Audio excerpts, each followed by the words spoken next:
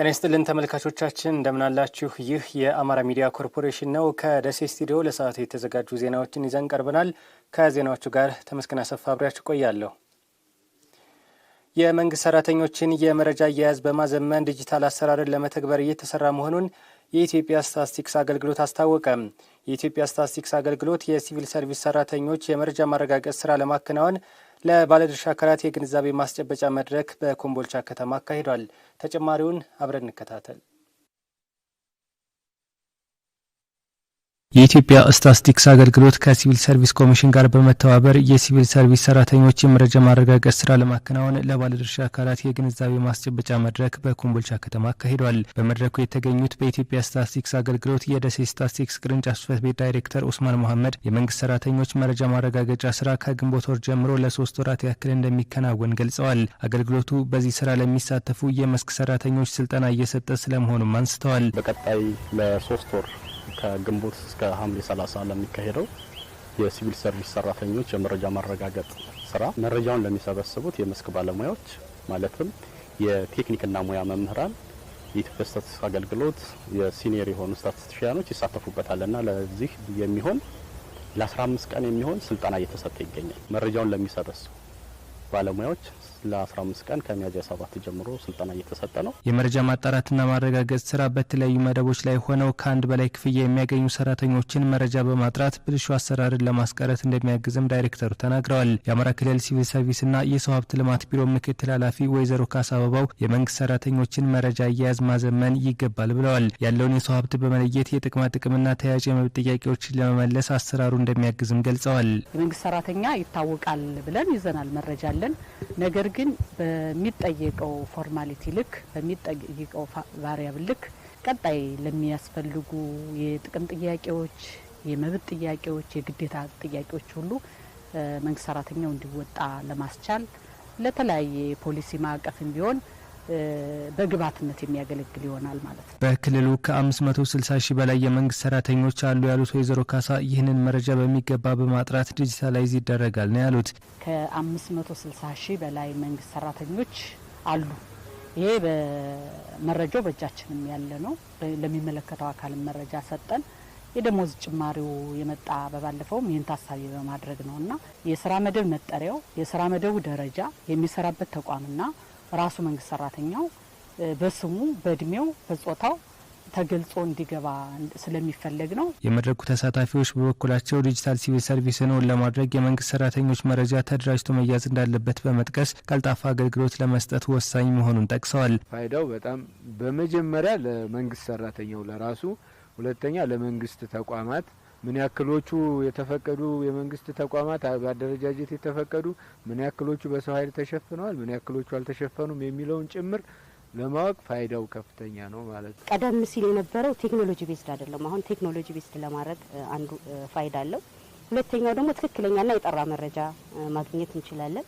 በሶስተኛ ደረጃ እያንዳንዱ ሰው ወይም እያንዳንዱ ተቋም ምን ያህል ሰራተኛ አለኝ ብሎ በተጨባጭ ሰራተኛውን ቆጥሮ መያዝ ይችላል። ያ ማለት በብሔር፣ በጾታ፣ በትምህርት ደረጃ ይህንን ካደረግነ ደግሞ ለሚፈልገው አካል ውሳኔ ለመስጠት ለሚፈልግ አካል፣ ለጥናትና ምርምር ለሚፈልግ አካል በቀላሉ መረጃውን በትክክለኛው መንገድ የተመዘገበ መረጃን አድሬስ ማድረግ ይቻላል ማለት ነው። ባለድርሻ አካላትን በቀጣይ በሚከናወኑ መረጃ የማጣራት ስራዎች ምቹ ሁኔታ መፍጠር እንዳለባቸው በመድረኩ ተመላክቷል። መስኖን በመጠቀም በአትክልትና ፍራፍሬ ልማት መሰማራት ውጤታማ እንደሚያደርግ በዘርፉ የተሰማሩ አርሶ አደሮች ይናገራሉ። ዘጋቢያችን አበሻን ላይ በቃሎ ወረዳ ተገኝቶ ማሳውን ከአገዳ ሰብል ወደ ቋሚ አትክልትና ፍራፍሬ በመቀየር ውጤታማ ስራ እያከናወነ ስላለ አርሶ አደር ተሞክሮ ያጋራናል። አብረን እንከታተል። ስሜ መሐመድ ኢማን ይባላለሁ። በቃሎ ወረዳ 01 አዲስ መንደር ቀበሌ አርሶ አደር ነኝ። ወደዚህ ስራ የገባሁት ወደ 2010 አካባቢ ይሆናል።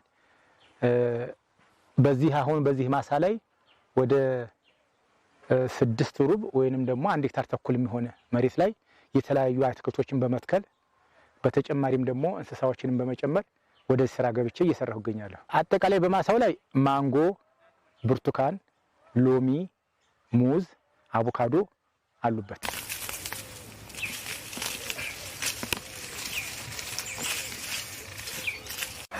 ወደዚህ ስራ ከመግባቴ በፊት ይህን መሬት የምጠቀምበት ያገዳ እህል ነበር። ያገዳ እህል በአመት አንድ ጊዜ አምርተህ አመቱ ሙሉ አንተም ተቀምጠህ የገቢ ምንጭህም አነስተኛ ነው። ስለዚህ ባገዳ እህል ደግሞ የትም መድረስ አልተቻለም። ስለዚህ ከቃሉ ወረዳ ግብርና ባለሙያዎች ጋር በመመካከር እነሱ በሚሰጡ ድጋፍና ምክር መሰረት መሬቱ ወደ ቋሚ አትክልትና ከዛም ደግሞ ወደ አጓሮ አትክልትና ከዛ ወደ እንስሳት እርባታ በመዞር አሁን በከፍተኛ ገቢ እያገኘሁ የተጠቀምኩበት እገኛለሁ።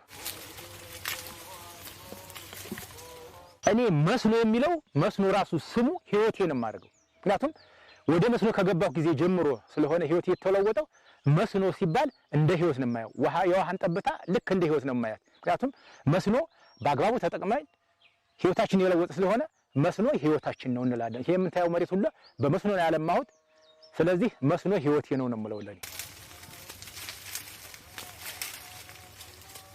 ያለው ጥቅም ከፍተኛ ነው። አሁን ለምሳሌ በቀላሉ ባነሳልህ ሎሚ አመቱ ሙሉ እሸጣለሁ። ሳምንት ቅዳሜ ማስገኙም ይለቀማል። ስለዚህ ዝም ብለህ ውሃ ማጠጣት ነው፣ አመቱ ሙሉ ትሸጣለህ። ብርቱካንም እንደዛው ውሃ ትሰጠዋለህ፣ የአመት ወጪህን ዝም ብለህ በየወሩ እየሸፈንክ የምትሄድበት ነው። ማንጎ አለ። ማንጎ በአመት 2 ጊዜም 1 ጊዜም ይደርሳል። ከዚህ በአመቱ ደግሞ እስከ አናሳ 500 ከዛ እስከ 1 ሚሊዮን ድረስ ትሸጣለህ። ያው እንደ ያያዙ ቢለያይም ከ500 እስከ 1 ሚሊዮን ድረስ ትሸጣለህ።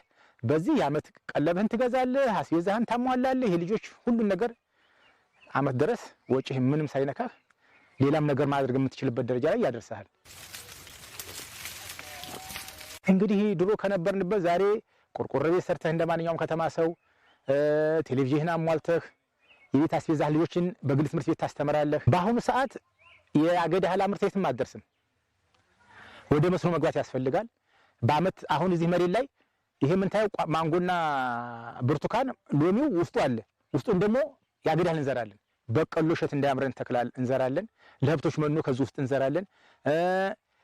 ከዛ ጎመን እንዘራዋለን ውስጡን።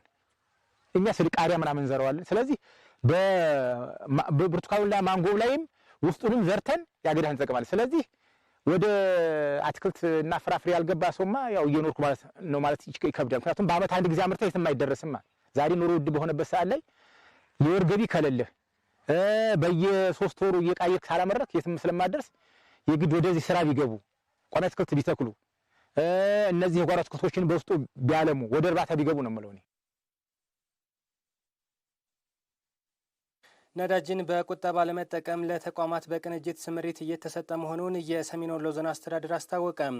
ህገወጥ የነዳጅ ዝውውርን ለማስቀረት ክትትል እየተደረገ መሆኑም ተመላክቷል። ካሳሁን ኃይለ ሚካኤል።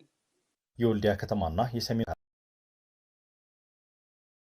አካላት ጋር መክረዋል። ወቅታዊ ዓለም አቀፍ ሁኔታ በነዳጅ አቅርቦት ላይ የፈጠረውን ችግር ለማድረቅ ህገወጥ የነዳጅ ቅጅና ዝውውርን መከላከልና ነዳጅን በቁጠባ መጠቀም እንደሚገባ በምክክሩ ተገልጸዋል። የምክክሩ ተሳታፊ የጸጥታ አካላትና የሲቪክ ማህበራት ድርጅት ተወካዮች የነዳጅ እደላው በአግባቡ እንዲፈጸምና ችግር ሲፈጠር ለጸጥታ ተቋማት ጥቆማ እንዲቀርብ ጠይቀዋል። በተለይ ነዳጅን በአግባቡ መጠቀም የሚባለው በጣም ገዢ ሀሳብ ነው። ከላይ ከፌዴራል ጀምሮ የወረዱ አሰራሮችን እንደ ኤንጂኦ ሴክተርም እየተገበርን ነው። ጥሩ ነው ያሰባችሁት 24/7 የሚለው በጣም ቆንጆ ነው። ቱ ቢ ኦነስት ዊዝ ዩ እጀ ሰባራ የሚያደርጓችሁን ነገሮች ግን ፈትሿቸው። የት በእናንተው አካባቢ በተለይ ህገወጥ ዝውውር የነዳጅ ዝውውር ነገር ካለና በተለይ አሁንም የተጨማሪ ሳልባቶ ያሉ ነገሮች ካሉ እነሱንም የመከታተል የመቆጣጠር የማስፈታት አሁን ከ8-9 ያላነሰ ሳልባቶ ያስፈታንበት ሁኔታ ነው ያለው።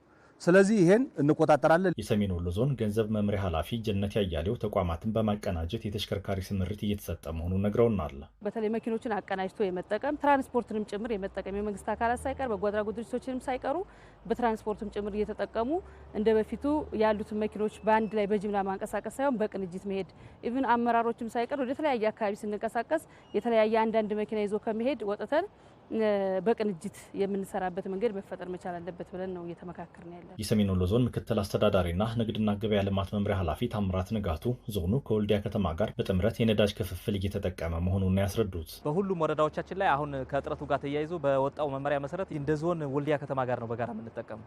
ወልዲያ ያለው የነዳጅ ማደያዎች ነዳጅ ይመጣል። እሱን ከወልዲያ ከተማ ግብረ ኃይል ጋር በጋራ በመነጋገር ለወረዳዎቻችን በተቀመጠው የአጠቃቀም መመሪያ መሰረት ቅድሚያ በሚሰጣቸው አግባብ ላይ እየተነጋገር ነው ስርጭት እያደረግን ያለ ነው ማለት ነው። ከዛ ውጭ ሞልቶ የተገኘ ካለ ያው ይቀጣል ማለት ነው። በነዳጅ ማደያዎች የሚፈጸም ስህተትና በህገ ወጥ አዘዋዋሪዎች ላይ ቁጥጥር እየተደረገና እርምጃ እየተወሰደ መሆኑን የወልዲያ ከተማ ንግድና ገበያ ልማት መምሪያ ኃላፊ አዲስ ወንድሙ ለአሚኮ አስረድተዋል።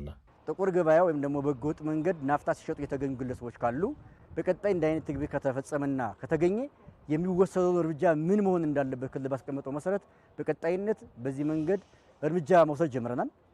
አሁን በምርመራ ሂደትም ጭምር ያሉ አሉ።